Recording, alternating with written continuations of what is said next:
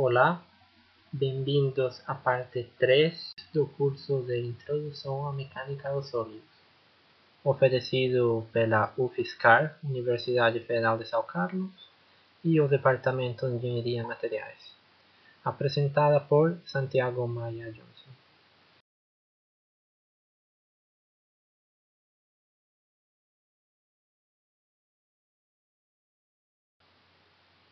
No primeiro vídeo, nós tínhamos falado sobre os tipos de reações dos suportes e quão importante que é conhecer, entender esse tipo de reações.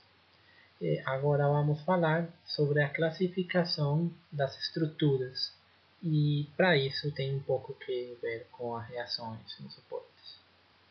Lembrando que tem três tipos de suportes, que seria o suporte móvel, o suporte a rolos, o qual impede o movimento na vertical, portanto só teria reações na vertical. O suporte em pino, que ele impede deslocamento tanto na horizontal como na vertical, e o engastamento. Esses são os três principais suportes que a gente vê durante o curso. Para a classificação das estruturas, nós temos que ter em conta as restrições dos vínculos ou do suporte e o número de equações de equilíbrio. Para duas dimensões, nós temos três equações de equilíbrio, que são somatória de forças em x, somatória de forças em y e somatória de momento. Então, em duas dimensões, sempre teremos três equações de equilíbrio. Para a classificação, nós diremos que uma estrutura é hipostática se o número de reações é menor que o número de equações de equilíbrio. No primeiro caso, nós temos uma viga apoiada em dois suportes móveis, então temos duas reações na vertical e três equações de equilíbrio. Porém, isso é uma estrutura hipostática. Estas estruturas geralmente não vemos muito nos exercícios porque estas estruturas elas são instáveis. Como a viga ela pode se deslocar livremente na horizontal, seria muito fácil que uma força que tivesse algum tipo de ângulo ou componente na horizontal faça movimentar esta viga e ela cair dos suportes. Então, geralmente não é um tipo de exemplos que nós vemos em livros ou coisas. Mas, para a classificação, saberemos que quando o número de reações é menor ao número de equações de equilíbrio, nós temos uma estrutura hipostática. As estruturas isostáticas, elas têm igual número de reações que número de equações de equilíbrio. Na imagem, nós vemos um suporte em pino que tem reação na horizontal e reação na vertical, no ponto A. E no ponto B, nós temos um suporte móvel. Três reações, três equações de equilíbrio, portanto, este é um sistema que ele está em equilíbrio e ele pode ser resolvido usando as três equações de equilíbrio estático. Depois teremos as estruturas hiperestáticas. Neste caso, o número de reações ele é maior ao número de equações de equilíbrio. Quando isso acontece, obviamente nós só com o uso das equações de equilíbrio não poderíamos resolver este tipo de exercícios. Mais para frente, nós veremos como sim é possível resolver isto, mas usando outras técnicas que não é só as equações de equilíbrio estático. Continuando com as estruturas hiperestáticas, nós vemos na figura que o engastamento fixo na parede no ponto A é uma condição suficiente para garantizar o equilíbrio da viga que está ali engastada. Mas, além disso, ela tem dois pontos de apoio no ponto B e no ponto C. É como se esses dois pontos de apoio eles estivessem sobrando, como se eles fossem redundantes. Esta estrutura ela é considerada 2 vezes hiperestática, com um grau de hiperasticidade igual a 2. O grau de hiperasticidade ele é calculado como o número de reações menos o número de equações de equilíbrio. Como vemos no ponto A, o engastamento na parede tem 3 reações, no ponto B, 1, e no ponto C, 1. 3 mais 1 mais 1 dá 5. Nós teríamos 5 reações menos 3 equações de equilíbrio. 5 menos 3 igual a 2. Por isso, o grau de hiperasticidade é igual a 2. As estruturas hiperestáticas, elas também são chamadas de estaticamente indeterminadas. Como seu nome diz, elas não podem ser determinadas só pelo uso de equações estáticas. O nome estaticamente indeterminado é o nome mais comum que vocês encontrarão nos livros, nos textos guias. Provavelmente é mais fácil encontrar este nome de estaticamente indeterminadas que pelo nome de hiperestática. Como falei, mais para frente nós veremos como resolver este tipo de estruturas estaticamente indeterminadas. Voltando aos exemplos de forças internas, nós temos uma viga com um cabo de aço. Nos pedem calcular a máxima carga P que é suportada por esta estrutura, se a resistência do cabo de aço de 1/8 de polegadas antes de falhar fosse de 798 kg. Ou seja, se um cabo que consegue suportar 798 kg antes de falhar, nesta estrutura, quanto que é a máxima carga P que ela consegue suportar. Também nos pedem calcular as forças internas no ponto C.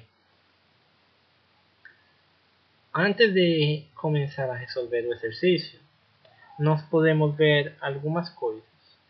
Não é possível pular a parte do cálculo das reações na parede. Não é possível pegar, por exemplo, a parte da carga P do ponto C e esquecer de calcular as reações. Porque se vocês observam, a carga P é uma incógnita, ou seja, a gente não sabe quanto que é o valor da carga P. No exercício 1, a gente podia pular o cálculo das reações na parede porque nós conhecíamos o valor da carga. Neste caso, como não conhecemos, é necessário fazer o diagrama e calcular as reações na parede, as reações no suporte. Outras coisas é observar muito bem todo o exercício e olhar que, neste caso, o fato de ser uma estrutura numa parede não quer dizer que ela está engastada na parede. Tem que observar muito bem qual que é o tipo de suporte. Neste exemplo, se vocês ficam perto, podem observar que é um suporte tipo pino. O suporte tipo pino, ele tem 2 reações, uma na horizontal e outra na vertical, mas ele permite livre movimento de rotação. Este exercício, se fosse engaçado na parede, ele seria totalmente diferente. E por essas coisas, esses pequenos erros, é que muitos alunos, muitos estudantes começam a tentar resolver mal um exercício e chegam a respostas que não são corretas. Então, quando comece a resolver um exercício, tome tempo, com calma, para entender tudo o que está nele e aclarar as ideias e fazer o diagrama da maneira certa, com as reações corretas nos suportes. Para começar a solução de nosso problema, nós fazemos o diagrama de forças e olhem que é um diagrama de forças. Nele aparecem as reações do suporte em pinos. Essas reações têm unidade de Newton, forças, E, porém, nós precisamos transformar aquela carga máxima que suporta o cabo, que é em quilogramos, em uma força. Também o exercício ele pedia calcular a tensão máxima que suporta aquele cabo de aço. A tensão é uma força também. Força é igual a massa vezes a aceleração. Neste caso é a aceleração da gravidade. E nós teríamos que a tensão máxima que suporta o cabo é aproximadamente 7,8 kN. Porque lembrem que o exercício falava qual que é a carga máxima P que suporta a estrutura antes de falhar. A máxima carga que ela suporta seria a máxima carga que suportaria o cabo antes de falhar. A tensão máxima do cabo seria 7,8 kN. Fazendo isto, nós colocaríamos essa tensão ali no cabo, que ela é igual em todo o trajeto do cabo, e faríamos nosso diagrama para calcular a máxima carga P. Para calcular a carga P, o mais simples é fazer a somatória de momentos no ponto A. Lembrem que quando fazemos somatória de momentos num ponto, as forças que passam pela linha, naquele ponto onde nós fazemos o momento, aquelas forças elas não fariam nenhum momento porque a distância delas é zero. Neste caso, fazendo somatória de momento no ponto A, só teríamos duas forças fazendo o momento. A carga P, com uma alavanca de 2,25 metros, e a tensão do cabo, com uma alavanca de 0,6 metros. Sempre que fazemos somatória de momentos, temos que especificar a direção do giro onde o momento será positivo. Neste caso, momentos que façam girar no sentido anti-horário serão positivos. Olhem que a carga P faz girar a estrutura no sentido anti-horário, então ela será positiva. E a tensão a 7,8 kN do cabo, ela faz girar no sentido horário, ou seja, no sentido oposto ao que nós tínhamos falado na nossa somatória de momentos, e por isto ele é negativo. Fazendo essa somatória, nós encontramos que a carga P é aproximadamente 2,08 kN, ou 2080 N, que é aproximadamente 212 kg. Essa é a máxima carga P que suporta esta estrutura com aquele cabo. Uma vez encontramos a carga P, fazemos a somatória de forças em X igual a zero. Só temos a tensão do cabo e a reação do suporte em X. Muito fácil, encontramos que a reação na parede, reação em A, é igual ao valor da tensão, 7,8 kN. E também fazemos somatória na vertical, tendo uma força que é a carga P e uma reação no suporte a pinos, AY. Fazemos a somatória de forças no eixo Y e encontramos que a reação no suporte é igual ao valor da carga P, 2,08 kN. Tendo calculado os valores de reação da parede, nós podemos cortar a estrutura no ponto C para calcular as forças internas no ponto C. E fazer nosso diagrama de corpo livre, como se observa aqui nesta parte. Temos então conhecidas as reações no suporte A e, como incógnitas, as forças internas no ponto C. Fazendo somatória de momentos no ponto C, nós temos como a única força que faria o momento seria a reação vertical, porque a força horizontal ela passa pela mesma linha onde nós estamos fazendo somatória no ponto C. Então, como ela passa exatamente pela mesma linha, que seria o centro da viga, ela não faria momento. A única força que faz momento seria a força vertical da reação no ponto A. Além da força, lembrem que nós temos uma reação interna que é o momento em si, o MC.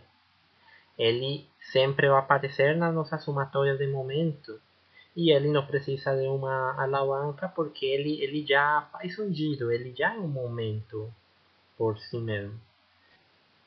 Fazendo os cálculos, teríamos que o momento no ponto C seria igual a 1,56 kN vezes metro. Fazendo a somatória de forças em X, nós temos que a força normal e a reação no ponto A na horizontal, 7,8 kN, são as únicas forças, e encontramos com que a nossa normal é menos 7,8 kN, negativo. E nossa força cortante também só tem uma força em Y, que é a reação no ponto A de 2,08 kN, assim que nossa força cortante seria igual a menos 2,08 kN. O que quer dizer esse valor negativo na normal, por exemplo? Isso tem um significado físico. Isso quer dizer que a força, observem que o sentido da normal seria ao contrário do sentido que estivesse na seta que nós colocamos.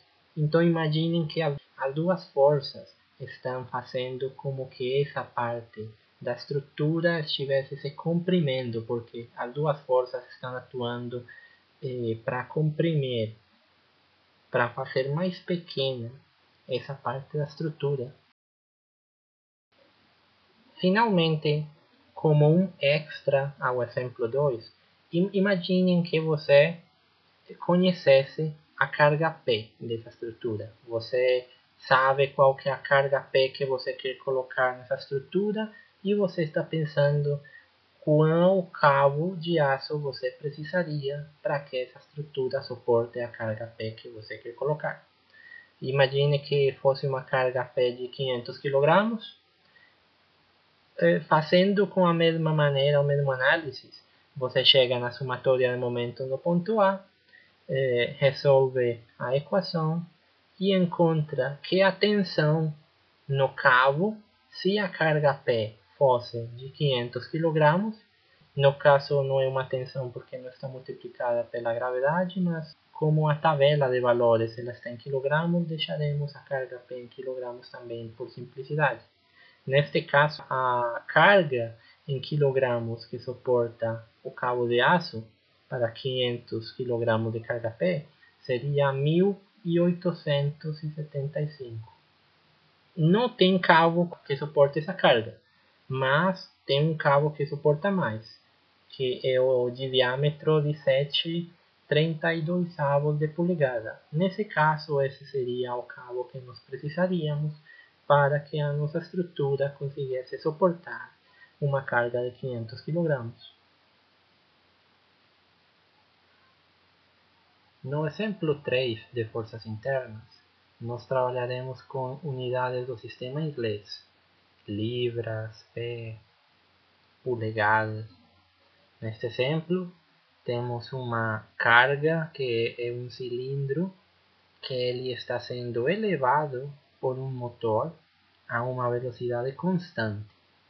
Mesmo que tenha movimento, o fato de ser velocidade constante quer dizer que a aceleração é zero. E como a aceleração é zero, nós podemos usar as nossas equações de equilíbrio estático, mesmo que ele não esteja estático. Ou seja, podemos usar somatória de forças igual a zero, somatória de momentos igual a zero, etc. No caso, o cilindro ele tem um peso de 800 libras. Também falam que o motor M tem um peso de 90 libras, então esse peso do motor não podemos despreciar o peso nos cálculos. Temos que ter em conta esse peso na hora de fazer os cálculos. Também nos falam que a viga ela tem um peso de 40 libras por pé. Ou seja, cada pé de comprimento daquela viga vai ter 40 libras. Assim que uma viga, como a que aparece na figura, com 18 pés de comprimento, ela teria um peso de 720 libras no total. Mas cuidado, que não podemos concentrar o peso total da viga, porque ele é distribuído ao longo do comprimento. Então, o peso ele vai atuar como se fosse uma carga homogeneamente distribuída ao longo de todo o comprimento da viga. Finalmente, o exercício ele nos pede determinar as forças internas resultantes no ponto B. Olhem que, neste exercício, como conhecemos as cargas do cilindro, do motor, o peso distribuído da viga, conhecemos todas as forças, poderíamos, para resolver as forças internas no ponto B, poderíamos pular o cálculo das reações na parede no ponto A. Para começar a solução do nosso problema, precisamos fazer o diagrama de corpo livre. Mas antes de fazer o diagrama, temos que lembrar que as forças, as cargas distribuídas e tudo o que estiver na viga, elas não podem ser concentradas. Elas têm que ficar como especifica o exercício. No caso, depois de fazer o corte no ponto B, é que aparecerão então as forças internas no ponto B, a tensão no cabo, seja onde cortemos o cabo. Por exemplo, na parte do cilindro, podemos cortar entre a poleia e o cilindro e teremos uma tensão de 800 libras. Se cortarmos entre a viga e as poleias, esse peso de 800 libras ele vai ser distribuído homogeneamente entre as duas cordas do cabo. Também é bom olhar que o cabo que vai desde o motor até a poleia que sustém o cilindro, ele tem a mesma tensão em todo o cabo. Ou seja, a tensão que está no motor é a mesma tensão que está junto à poleia, que no caso seria 400 libras, porque ela se distribui de maneiras iguais entre as duas cordas que estão sustentando o peso do cilindro. Depois de ter tudo isto, então podemos construir nosso diagrama de corpo livre. No nosso diagrama de corpo livre aparecem forças. E lembrem que o peso não é uma força. Para transformar o peso em força, precisamos multiplicar a massa pela aceleração da gravidade. No caso do sistema inglês, a aceleração da gravidade é aproximadamente 32,17 p sobre segundo quadrado. Fazendo isto, nós encontramos a força, que no caso do sistema inglês não é Newton, mas sim unidade de libra-força. Muito fácil, fazemos este procedimento tanto para a carga homogeneamente distribuída, como para o peso do cilindro e até o peso do motor, se precisar. E transformamos agora sim em forças para colocar no diagrama de corpo livre. Também a carga distribuída precisamos concentrar para poder fazer a somatória de momento. Para concentrar cargas distribuídas, a magnitude da força total seria o equivalente à área. Como é uma carga homogeneamente distribuída, como se fosse um retângulo, a área de um retângulo é a base vezes a altura.